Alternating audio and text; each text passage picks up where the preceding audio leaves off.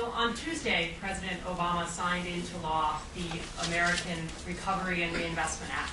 So here we are, 2 days later, gathered, and we should thank at the outset Columbia University's Business School and Georgetown's Newton School of Business for being so prescient and timely.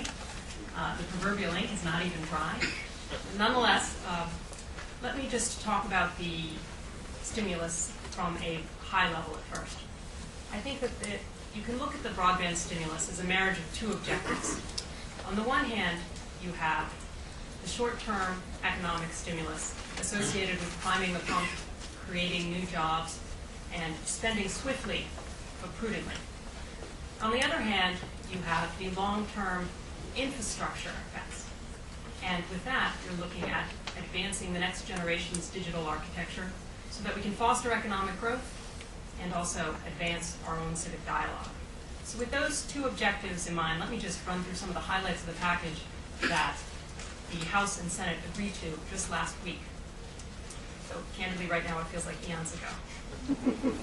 $4.7 billion is available at the National Telecommunications and Information Administration at the Department of Commerce for a program called the Broadband Technology Opportunities Program. And that program is, in many respects, largely focused on supply-side initiatives. For instance, supporting efforts to build and construct infrastructure in unserved areas, supporting efforts to build and construct infrastructure in underserved areas, and supporting efforts to improve public safety's access to broadband. But there are some demand-side efforts that are important and I think have gone unnoticed. The first is that at least $250 million is set aside for competitive grants to encourage the adoption, sustainable adoption of broadband service. In addition, $200 million is set aside for competitive grants to encourage the improvement of public computing facilities at libraries and community colleges and other similar public institutions. One of the other things that the bill does is $350 million is set aside to support the Broadband Data Improvement Act, which was a law that passed at the end of last Congress, which encourages states to set up public and private partnerships to map the availability and adoption of broadband in every corner in their state and every community in this country. And then there's also $10 million that's set aside for the Inspector General for oversight of the Broadband Technology Opportunities Program. The NTIA is charged with making sure that these funds are available by the end of fiscal year 2010, and recipients are required to use these funds to complete their projects within 2 years. So it sounds like a big program, and it is, but it's important to remember that this is a beginning and not the end of our broadband challenge. There are a lot of other ongoing sources of energy in the broadband policy debate, and I think it's good to put this in context. First, obviously, we have the broadband stimulus. In addition, we have some of the things that Blair mentioned before, other elements in the stimulus that speak directly to broadband use. We've got health IT, we've got education, we've got smart energy. All of these will increase the demand for broadband and the need for broadband facilities.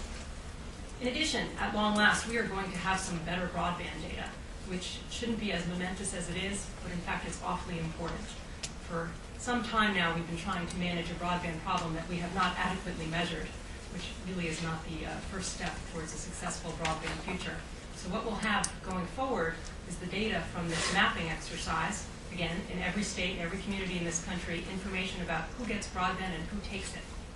We will also have something that's, I think, gone unnoticed, which is that the FCC last year updated significantly its own broadband data collection in its Form 477 process.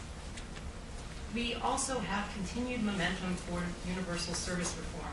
And as Blair mentioned, year in and year out, the high-cost program actually costs just about as much money as we are putting into the broadband stimulus program at the Department of Commerce. There is no shortage of opportunity to rethink those funds, refocus them on broadband from the carrier perspective, and perhaps also from the end user perspective by updating our Lifeline and link-up programs. And then finally, one little noticed part of the broadband stimulus is we required the FCC to develop a national broadband plan. Nearly all of the industrialized nations have one. We thought it was high time for us to develop one. The FCC is charged with doing that in the next year. So I think it's the confluence of all of these forces from a public policy perspective, and not just the stimulus itself, that's going to provide the administration with the opportunity to jumpstart the digital economy and start to tackle our broadband challenge. If the interest in this room is any indication, 2 days after the bill was signed into law, I think our broadband future is going to be brighter than our broadband past, but it will still require quite a bit of work. Thanks.